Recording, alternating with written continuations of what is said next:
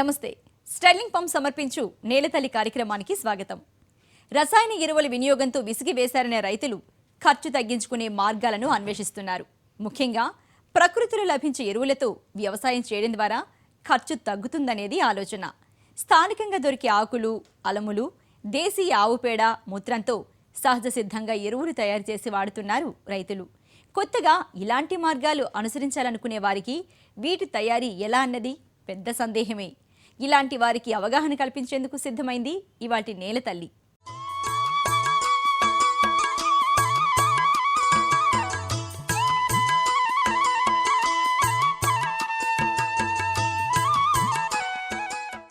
జీవామృతం, ఘన జీవామృతం, మీనామృతం, పంచపత్ర కషాయం, ఇలా వివిధ రకాల ఔషధాలను రైతు స్థాయిలోనే తయారు చేసుకుని వాడుకోవచ్చు.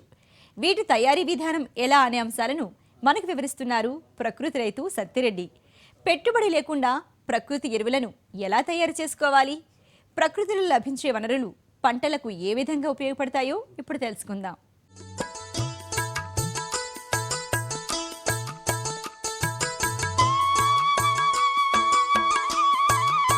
రసాయన ఎరువుల వాడకంతో రైతుకు ఖర్చులు పెరుగుతున్నాయి, పెట్టుబడులు తడిసి మోపెడవుతున్నాయి. వచ్చిన కొద్దిపాటి ఆదాయం కాస్త పురుగుమందులు, కృత్రిమ ఎరువుల ఖర్చుకే సరిపోతుంది. పురుగుమందులు, రసాయన ఎరువులు వాడి పండిస్తున్న పంటలు విషతుల్యమై ప్రజల ఆరోగ్యంపై తీవ్ర ప్రభావం చూపుతున్నాయి. ఎన్నో మిత్ర పురుగులు, పక్షులు అంతరించిపోయాయి. భూమి సహజమైన సారాన్ని కోల్పోయి మందులు వాడితేగాని పంటలు పండని స్థితిలోకి వెళ్లి నిస్సారమైపోయింది. ఆశించినంత మేరకు చేతికి పంట రాకపోవటం వల్ల అప్పులు తీర్చలేక రైతులు ఆత్మహత్యలు చేసుకునే పరిస్థితి ఏర్పడింది. ఈ భయంకరమైన కారణాలే రైతులకు తిరిగి పూర్వపు వ్యవసాయం వైపు మళ్లేలా చేశాయి.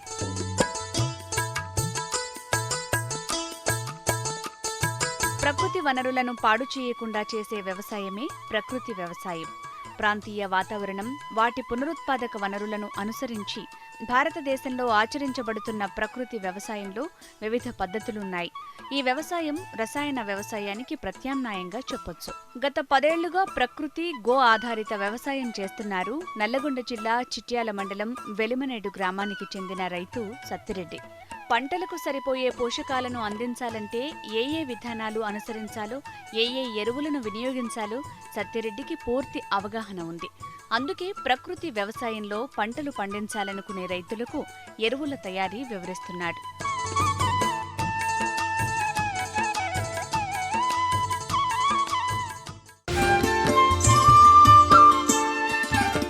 రసాయన వ్యవసాయం వల్ల భూమిలో సూక్ష్మ జీవరాశి, సేంద్రియ పదార్థం నశించి పొలాలు నిస్సారమైపోయాయి.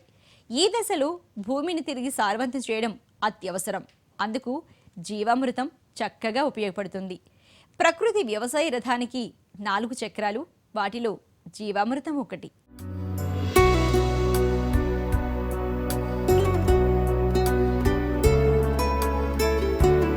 జీవామృతం ద్వారా భూమిలో సూక్ష్మజీవులు, వానపాములు ఇబ్బడి ముబ్బడిగా వృద్ధి చెందుతాయి. మట్టిలో నిద్రావస్థలో ఉన్న సూక్ష్మజీవులు, వానపాములను చైతన్యవంతం చేయటం ద్వారా జీవామృతం భూసారం పెరగటానికి దోహదపడుతుంది. భూమిలోని పోషకాలను మొక్కలు నేరుగా వినియోగించుకునే రూపంలోకి మార్చి అందించడంలో వానపాములు, సూక్ష్మజీవుల పాత్ర అసాధారణమైంది. మేలు చేసే కోటాను కోట్ల సూక్ష్మజీవులకు నిలయం పశువుల పేడ, మూత్రం. జీవామృతాలు 2 రకాలు. ఒకటి ఘన జీవామృతం, రెండోది ద్రవ జీవామృతం. మరి ఘన జీవామృతం తయారీ ఎలా చేయాలో ఇప్పుడు తెలుసుకుందాం.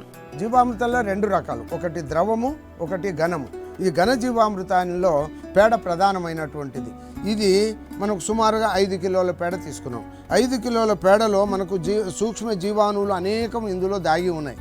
ఈ దాగి ఉన్న జీవాణువులకు మరి వీటిని బాగా పెంచి పెద్ద చేసి అనతి కాలంలోనే 28 గంటలు, 48 గంటలు, సుమారుగా 72 గంటలు, ఈ కాల పరిమితిలో విపరీతమైన జీవాణువులను బాగా పెంచినటువంటి ఈ యొక్క ఘన జీవామృతాన్ని మనం దీంట్లో కొన్ని అంశాలను కలుపుకోవాల్సి వస్తుంది. ఇందులో ప్రధానంగా మనము బెల్లము కూడా 5 కిలోలకు ఒక 5-10 గ్రాముల చొప్పున బెల్లాన్ని కలుపుకొని బెల్లాన్ని కూడా వేసుకున్నాము. ఈ పప్పు పిండి అండి, ఏదైనా సరే పప్పు పిండి, అదేమో నల్ల బెల్లం అంటారు దీన్ని. తర్వాత ఇది పప్పు పిండి. ఏదైనా వేస్ట్ మనం పప్పులను మనము మామూలుగా మనం ఇసురాలో ఇసిరిన తర్వాత వచ్చిన పొట్టు ఈ వేస్టేజ్ అంతా కూడా పప్పుగా వాడుకోవచ్చు. ఇట్లా వాడుకున్నటువంటి ఈ పప్పు ఈ బెల్లాన్ని మనకు దీనికి మూలంగా పేడ తర్వాత మూత్రం ఈ 3 అంశాలు. దీనికి ఇంకొక అంశం 5వ అంశము, ఇందులో కూడా స్వజాతి జీవ క్రిములు ఉండటానికి ఒక పిడికెడు మట్టి కావాలి. ఈ పిడికెడు మట్టిని కూడా ఇందులో మనము కలిపేసి ఈ మట్టిని పేడను మరి మూత్రాన్ని బెల్లాన్ని పిండిని అన్నింటిని కూడా ఒక చోట చేర్చి వీటికి బాగా పిసికి చక్కగా మనము ముద్దలు కట్టుకొని దీన్ని 48 గంటలు దిబ్బేసి పెట్టుకోవాలి. దీంట్లో తగినంత గోమూత్రం, ఇది ముద్దలు కట్టడానికి మనకు తగినంత గోమూత్రాన్ని వాడుకుంటే సరిపోతుంది. పేడ, గోమూత్రము, మరి పిండి, బెల్లము, మట్టి 5 అంశాలు కలుస్తాయి ఇందులో. ఈ 5 అంశాలతో దీన్ని మనము చక్కగా ముద్దలు చేసుకొని మరి పిసుకొని గట్టిగా పిసుకోవాలి. అన్ని భాగాలు కూడా చక్కగా పిసకాలి. దీన్ని మామూలుగా పెద్ద ఎత్తున 1 టన్ను కనుక 1 క్వింటాల్ కనుక వేసుకున్నట్టయితే మన సంవత్సరం అంతా గోనె సంచుల్లో దాపెట్టుకొని మనం వేసినట్టయితే మనం పంటలు విత్తనం వేసుకుంటూ మొక్కలు నాటుకుంటూ ఆ మొక్కలకు విత్తనానికి మరి కావలసినటువంటి పోషకాలను ఇచ్చేటువంటిది జీవ ప్రక్రియ. ఇప్పుడు ద్రవ జీవామృతాన్ని ఏ విధంగా తయారు చేసుకోవాలో సత్యరెడ్డి మాటలోనే విందాం. దేశవాళీ ఆవు యొక్క గోమూత్రం, ఈ గోమూత్రాన్ని 10 లీటర్ల గోమూత్రం 200 లీటర్ల డ్రమ్ములో 3 పావులంతు ఖాళీగా ఉంది. ఖాళీగా ఉన్న దాంట్లో ఈ గోమూత్రాన్ని మనము 10 లీటర్లు గోమూత్రం పోస్తున్నాం. తర్వాత 10 కేజీల పేడ, ఇది 10 కేజీల పేడ. అట్లనే మనకి 2 కిలోల పిండి, 2 కిలోల బెల్లం, ఇవి కూడా మనకు చాలా ముఖ్యం. 2 కిలోల బెల్లము, 2 కిలోల పిండి. తర్వాత ఈ పిడికెడు, ఇందులో మనము పుట్టమట్టి అనుకుంటాము. ఈ పుట్టమట్టిలో అంటే ఎక్కడైనా రసాయనాలు ఇంతకుముందు వాడనటువంటి భూమిలోని యొక్క మట్టిని వేస్తే చాలు, ఇందులో జీవ ప్రక్రియ బాగా ఉంటుంది. ద్రవ జీవామృతంలో మొదలు మనము 3 వంతులు నీళ్ళు తీసుకున్నాము, 1 వంతు ఖాళీ పెట్టాము. ఆ ఖాళీ పెట్టిన దాంట్లో ఒక 10 లీటర్ల దేశవాళీ గోమూత్రాన్ని తీసుకున్నాం. తర్వాత మళ్ళీ అందులో ఒక 10 కేజీల పేడను కలాపి జల్లి బాగా పిసికినటువంటిది ఇందులో కలిపాము. ఓ పిడికెడు మట్టిని కూడా మనం ఇలాంటి పిడికెడు మట్టిని కూడా తీసుకొని, అంటే ఈ భూమి మీదది కాకుండా మనము వేరే మన పుట్టమట్టి, మన జీవ ప్రక్రియ ఉన్నటువంటి పుట్టమట్టిని కనుక తీసుకొని ఇందులో వేసుకున్నట్టయితే దీన్ని కూడా దీంట్లో కలుపుకొని ఈ పిండి బెల్లము, అందులో బెల్లం కూడా వేసినాం మనము. బెల్లము పిండి 2 అందులో చక్కగా పిసికి ద్రావకం చేసి నింపాము. ఇలా దీని ద్రవ జీవామృతం అంటారు. ఈ 5 రకాల పదార్థాలతో తయారు చేసిన జీవామృతాన్ని మనము రోజు ఉదయము సాయంకాలము 1 నిమిషం ఉదయము 1 నిమిషం సాయంకాలం మనం దీన్ని ఇలా కలిపినట్లయితే ఇది జీవ ప్రక్రియ బాగా పెరుగుతుంది. దీన్ని ప్రధానంగా ఎండలో పెట్టకూడదు. ఈ డ్రమ్మును చెట్టు నీడ కింద కానీ పాక కింద కానీ చెట్ల నీడ కింద వేసుకున్నట్టయితే ఈ యొక్క మరి సూర్యకిరణాలకు ఈ జీవ ప్రక్రియ మరి ఏమాత్రం మనము మరి పోకుండా కాపాడిన వాళ్ళం అవుతాం. ఈ రకంగా వేసుకొని దీన్ని 10 రోజులు, మనకు ఇంతకుముందు మనకు 48 గంటలు వారం రోజులే అన్నారు, కానీ ఇప్పుడు దీని సమయం పెరిగింది.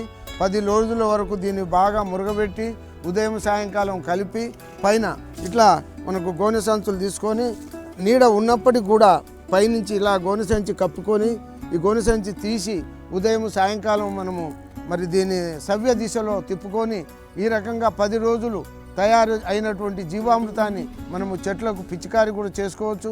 చెట్ల మొదట వేసుకోవచ్చు, పొలంలోనైతే ఓరాలెమ్మడి తిరిగి చల్లుకోవచ్చు.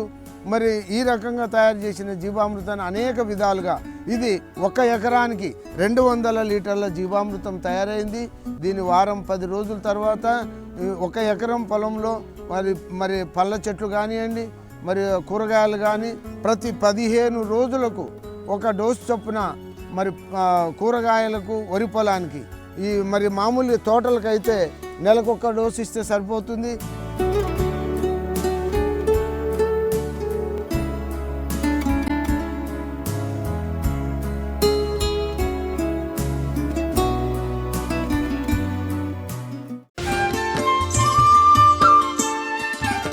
చేప ద్రావణాలతో తయారు చేసిన ఔషధాలతో ఉద్యాన పంటల్లో చీడపీడల యాజమాన్యంలోనూ అద్భుత ఫలితాలు సాధించవచ్చు.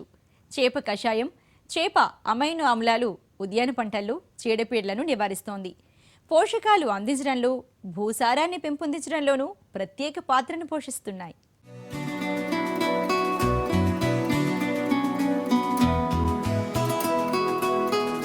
ఫిష్ ఎమినో యాసిడ్ ఇది మొక్కలకు బలాన్నిస్తుంది. దీన్ని మీనామృతం అంటారు. దీన్ని పంటలకు పిచికారీ చేసినట్లయితే మొక్కలు బలంగా పెరుగుతాయి. మీనామృతం తయారీకి రైతు పెద్దగా ఖర్చు పెట్టాల్సిన పని లేదు. రైతే స్వయంగా తయారు చేసుకోవచ్చు. హౌజ్లు, ఫామ్ పాండ్లు, బావుల్లో లభించే చేపలతో మీనామృతం తయారు చేయొచ్చు. చేపల వ్యర్థాలతోనూ దీన్ని తయారు చేయొచ్చు. మీనామృతం తయారీకి నల్లబెల్లం, చేపల వేస్ట్, మంచినీళ్లు ఉంటే సరిపోతుంది. మరి మీనామృతం తయారీ ఎలా చేస్తారో ఓసారి చూద్దామా? ఇప్పుడు 1 కేజీ బెల్లాన్ని మనం ఇందులో వేసుకుంటున్నాం. ఈ కేజీ బెల్లాన్ని మనం నల్ల బెల్లం అంటారు. దీన్ని మనం తినే బెల్లం కాకుండా నల్ల బెల్లం. ఇది కూడా తీయగానే ఉంటుంది. మనం తినే బెల్లం కంటే తీయంగా ఉంటుంది. కానీ ఇంత శుద్ధి కాకూడదు, అంత ఇదిగా ఉండదు, క్రూడ్గా ఉంటుంది. కాబట్టి దీన్ని కూడా మనము ఇలాంటి మూల పదార్థాలను మనం వేసుకోవటానికి సహకరిస్తుంది. కాబట్టి ఈ బెల్లాన్ని మనం మరి విరివిగా వాడుకుంటాము. ఇందులో ఎలాంటి రసాయనాలు కలవనటువంటిది. మరి అట్లాంటి బెల్లాన్ని కూడా మనం 1 కేజీ వేసుకున్నాం. ఇక్కడ మనం ఏదైతే ఫిష్ అమినో యాసిడ్ తయారు చేస్తున్నామో ఇందులో భాగంగా మొదట్లో ఈ బాటిల్లో మనం సుమారుగా 3 వంతులు 2 వంతులు ఖాళీగా ఉండేటట్టుగా ఉండాలి. కాబట్టి ఇలాంటి దాన్ని మనము తయారు చేసుకునేటప్పుడు చేపల యొక్క వేస్ట్ ఏదైతే బెల్లం వేసామో చేపల వేస్ట్లు ఉన్నాయి. ఇవన్నీ రెప్పలు, ఇవన్నీ చిన్న వేస్ట్, తోకలు, ఇవన్నీ కూడా ఇందులో వేసి మనము తయారు చేసినట్టయితే చేపల వేస్ట్ను మొత్తము మనము అమినో యాసిడ్ తయారు చేసుకోవచ్చు. ఇందులో మనం శుభ్రంగా చేయాల్సిన అవసరం ఏం లేదు. ఇందులో ప్రధానంగా ఈ వేస్ట్ ఏదైతే వేసినామో ఈ వేస్ట్లన్నీ కూడా అంటే రైతు ఖర్చు పెట్టకుండా ఎక్కడైనా మార్కెట్లో కొనుక్కున్న తర్వాత వాష్ చేసే వాళ్ళ దగ్గరికి పెడితే వాళ్ళు ఉచితంగానే ఇవన్నీ ఇస్తారు. ఇందులో 1 పైసా కూడా ఎవరు తీసుకోరు. కాబట్టి ఈ ఖర్చు లేనటువంటిది ఏదైతే ఉందో మరి ఒకవేళ ఆర్థికంగా ఉండి ఎవరన్నా మరి సమయస్ఫూర్తిగా దొరకకపోతే కూడా మనం పెంచుకొని కూడా ఇలాంటివన్నిటిని కూడా చేపల ముక్కలను మనము కోసి 1 కేజీ వేసుకుంటే ఆ కేజీ డోస్ ఇది. 1 కేజీకి కేజీ బెల్లము, 1 లీటర్ నీళ్లు, కేజీ బెల్లము, కేజీ ఈ యొక్క ఏదైతే ఫిష్ ఉందో ఫిష్, బెల్లము, నీళ్ళు, వీటిని మూత వేసి మనము డేట్ పెట్టుకోవాలా. ఇందులో పెన్ను తీసుకొని ఇందులో ఈరోజు డేటు, ఈ డేటు నుండి మనకు 27 రోజులు 27 రోజులు పెంచుకున్నట్లయితే ఇది మనకు ఫిష్ అమినో యాసిడ్ తయారవుతుంది. దీన్ని మనము మొక్కలకు కావాల్సిన పోషకాలన్నింటిని కూడా మనం నివారించుకొని పంటలకు మంచి బలమైనటువంటి టానిక్ను మనం ఉపయోగించుకోవచ్చు. కాబట్టి ఇది చాలా సులువైంది, అందరూ కూడా చేసుకోవచ్చు. దీనికి చదువు అంత అవసరం లేదు, మరి అంత సైన్స్కు వెళ్ళాల్సిన అవసరం కూడా లేదు. కాబట్టి ఈ విధానాన్ని మనము రైతు సోదరులందరూ కూడా మరి ఉపయోగించుకున్నట్టయితే చాలా ఉపయోగకారిగా ఉంటుంది. అన్ని పంటల మీద మీరు అద్భుతమైనటువంటి విచిత్రమైనటువంటి పంటల మీద వచ్చేటువంటి ఏదైతే నాణ్యత ఉంటుందో మరి పంటల్లో మరి మంచి అమృతం లాంటి పంటలను మనం పండించుకునే విధంగా కూరగాయలు కావచ్చు, ఆకుకూరలు కావచ్చు, ఏవైనా మనము చేసుకోవచ్చు. దీన్ని కూడా రోజు 1 మారు ఇట్లా విదిలిచ్చి 27 రోజులు పెట్టుకుంటే ఇది కూడా 6 మాసాల వరకు నిల్వ ఉంటుంది. మనము 27 రోజుల తర్వాత నుంచి మొదలు పెట్టుకొని మనము మరి 6 మాసాల వరకు దీన్ని వాడుకోవచ్చు మనకి ఇష్టమైనప్పుడు. కాబట్టి దీన్ని మనము వాడుకునేటప్పుడు ఈ యొక్క పరిమాణాన్ని 200 లీటర్ల నీళ్ళల్లో చక్కగా వడబోసుకొని పిసికి మరి దాన్ని తయారు చేసుకున్నట్లయితే మనకు ఎంత మొక్కలకు వచ్చినా కూడా పంటకి అన్ని పంటల మీద మనం వాడుకోవచ్చు.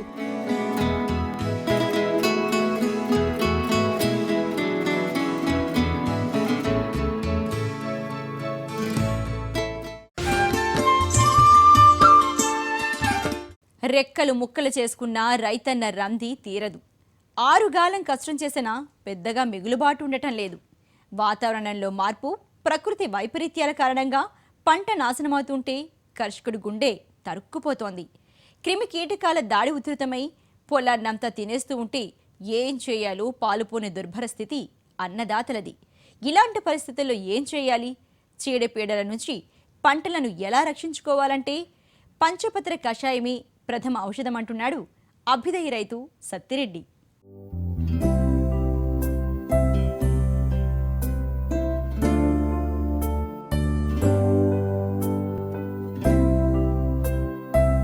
పంటలో రకరకాల చీడపీడలొస్తాయి. అలాంటప్పుడు రైతులు భయపడిపోయి రసాయనాల జోలికి వెళ్లకుండా ప్రకృతిలో లభించే ఆకులతో కషాయాలను తయారు చేయొచ్చు. ఈ ప్రకృతి ఎరువులను పిచికారీ చేస్తే ఎలాంటి రోగాలు రాకుండా పంటను కాపాడుకోవచ్చు. మనకు సహజంగా ఇంటి దగ్గర లభించే వేపాకు, సీతాఫలాకు, వావిలాకు, ఉమ్మెత్తాకు, జిల్లేడాకులతో పంచపత్ర కషాయాన్ని తయారు చేసి పంటకు అందిస్తే ఎలాంటి చీడపీడలనైనా తరిమి కొట్టొచ్చు. మరి పంచపత్ర కషాయాన్ని ఏ విధంగా తయారు చేయాలో ఇప్పుడు చూద్దాం. ఒక బాండం ఇలాంటి ఈ కుండ పాత్ర దీనికి బదులుగా మనం ఎలాంటి మెటల్స్ వాడకూడదు. మరి రాతండి కానీ ఇత్తడి కానీ మరి ఎలాంటి కంచు అలాంటివి ఏవి కూడా వాడకూడదు. ఇది కేవలము మట్టివి మాత్రం. స్టెయిన్లెస్ స్టీల్ కూడా వాడుకోవచ్చు. కానీ అన్నిటికంటే ఉత్తమమైనటువంటిది మట్టి కుండ. ఈ మట్టి కుండలో మనము ఈ గోమూత్రాన్ని 20 లీటర్ల గోమూత్రం తీసుకున్నాం. ఇందులో మరి పొంగు వచ్చేటట్టు మన కింద కట్టెలు పెట్టి చేస్తున్నాం.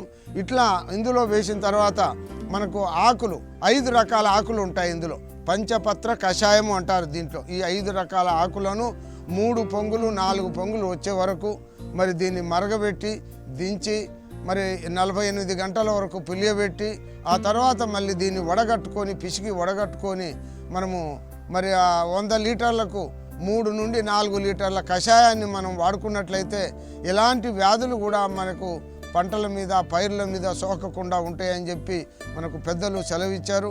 దీంట్లో ప్రధానంగా ఈ ఆకుల పొళ్ళును తయారు చేసుకుంటాం. ఇందులో ఇది వేప ఆకు, ఇట్లా అన్ని ఆకులు కూడా మనం అందులో వేసుకొని వేపాకు వేసుకున్నాం.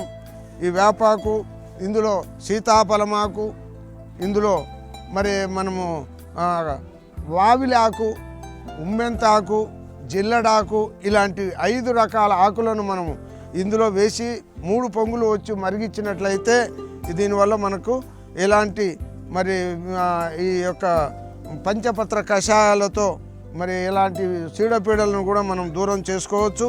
కాబట్టి ఇలాంటి చేసినటువంటిది ఇది ఎప్పుడు కూడా ఇలా తయారు చేసుకున్నటువంటిది 3-4 పొంగుల తర్వాత దించి పెట్టుకొని మనము 6 మాసాల వరకు మనం దీని విలువ ఉంటుంది.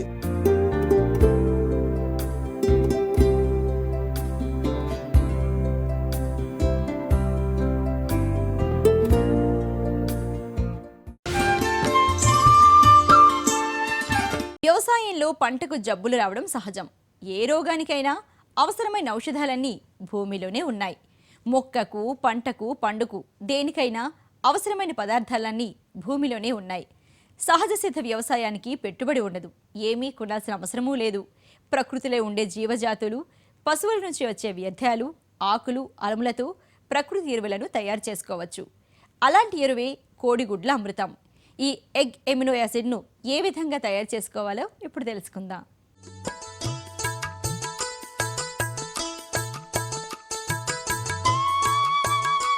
ప్రకృతి వ్యవసాయం ద్వారా భూమి ఆరోగ్యం, పర్యావరణ ఆరోగ్యం, మనుషుల ఆరోగ్యం పెంచవచ్చు. ఈ ప్రకృతి వ్యవసాయ విధానం అనేక విధాలుగా అనుసరిస్తున్నామంటారు సత్తిరెడ్డి. ప్రకృతి వ్యవసాయంలో ప్రధానంగా మొక్కకు కావాల్సిన పోషకాలను ప్రకృతి రూపంలోనే అందించాలంటారు ఈ అభ్యుదయ రైతు. ప్రకృతిలో లభించే నల్లబెల్లం, దేశవాళీ కోడిగుడ్లు, నిమ్మకాయలతో కోడిగుడ్ల అమృతాన్ని తయారు చేస్తున్నారు. మరి ఎగ్ ఎమినో తయారీ విధానం రైతు సత్తిరెడ్డి మాటల్లోనే విందాం. కోడిగుడ్ల అమృతం అంటారు. కోడిగుడ్ల అమృతం. కాబట్టి ఈ గుడ్ల అమృతాన్ని కూడా మనం తయారు చేసుకునే విధానంలో ఈడ 3 అంశాలు ఉంటాయి. 3 వస్తువులు దీన్ని తయారు చేసుకోవచ్చు. ఇందులో 1 కేజీ బెల్లం వేసుకుంటాం. ఈ సీసాలో కేజీ బెల్లం వేసుకుంటే ఈ బెల్లాన్ని మనము చాలా మరి పోషకాలు ఇచ్చేటువంటి దాంట్లో ఐరన్ ఇలాంటి పదార్థాలు ఉండే దాంట్లో ప్రకృతి ఈ బెల్లం కూడా నల్ల బెల్లం. ఇది మరి బజార్లో దొరికే మనం తినే బెల్లం కాదు. అంటే తినేదే కానీ ఈ రూపంలో తినటం లేదు. కాబట్టి ఇలాంటి బెల్లాన్ని మనము ఇందులో 1 కేజీ బెల్లాన్ని తీసుకొని దీనికి 12 కోడిగుడ్లు, 1 డజను కోడిగుడ్లు అంటాం మనం. ఈ 12 కోడిగుడ్లను కూడా ఇలాగా ఒకదాని తర్వాత ఒకటి పగలగొట్టకుండానే ఒట్టిగానే వేసి దీంట్లో మరి దీన్ని మంచి పోషకాలు ఉన్నాయి గుడ్లు. దేశవాళీ కోడిగుడ్లతో తయారైంది ఇది ఎలాంటి మరి కృత్రిమ కోడిగుడ్లు కావు. వీటిని పొదిగిచ్చిస్తే పిల్లలు అవుతాయి. ఇలాంటి మంచి పోషకాలు ఉన్న కోడిగుడ్లను మాత్రమే మనం తీసుకోవాలి. ఇందులో 2 అంశాలు తీసుకున్నాం. 1 బెల్లము, రెండవది కోడిగుడ్లు. మూడవది అంటే కేజీ బెల్లానికి 12 ఒక డజను దేశవాళీ కోడిగుడ్లు, తర్వాత 30 నిమ్మ పళ్ళను కోసినటువంటి ఇందులో వేస్తున్నాను. ఈ కోసిన నిమ్మ పళ్ళన్నీ కూడా 2 ముక్కలుగా కోసి దీన్ని నిండా నింపేస్తాము. ఇది మనకు ఎగ్ అమినో యాసిడ్ అని మొక్కకు కావలసినటువంటి పోషకాలన్నీ ఇస్తూ రోగ నిరోధక శక్తిని పెంచటంలో ఇంత గొప్పది మరొక్కటి లేదు. 27 రోజులు కనుక మనము పులియబెట్టినట్లయితే ఇది మనకు ఎగ్ అమినో యాసిడ్ అని అంటారు. దీన్ని మనం హాయిగా టానిక్ మాదిరిగా 6 మాసాల వరకు నిల్వ ఉంచుకోవచ్చు. రోజు కూడా ఈ మూత పెట్టి దీన్ని ఏం చేయాలంటే కిందికి మీదికి ఇట్లా ఆడిస్తూ ఉండాలి. గుడ్లను పగలగొట్టేది లేదు. ఈ నిమ్మ పళ్ళల్లో ఉన్న రసము ఈ యాసిడ్ పోయి ఆ గుడ్లన్నీ కూడా చితకబెడుతుంది. ఇందులో ఒక 48 గంటల్లో రసం తయారవుతుంది. ఈ రసం అంతా కిందికి పోతుంది.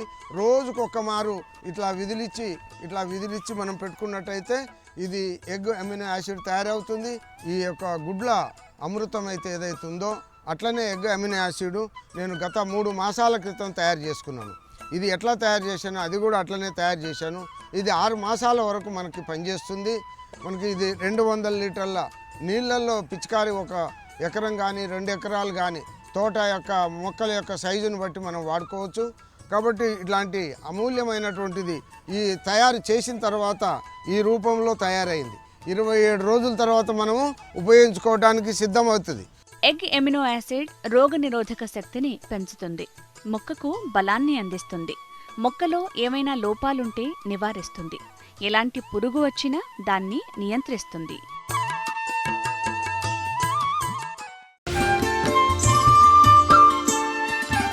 కొత్తగా వ్యవసాయ రంగంలోకి వస్తున్న వారికి రసాయనాలు లేకుండా వ్యవసాయం చేయడం ఎలా అన్నది ఓ ఛాలెంజింగ్గా మారింది.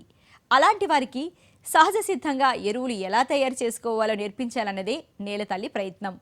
రైతులకు అవసరమయ్యే విషయాలపై అవగాహన పెంచడంలో నేలతల్లి ఎప్పుడూ ముందుంటుంది.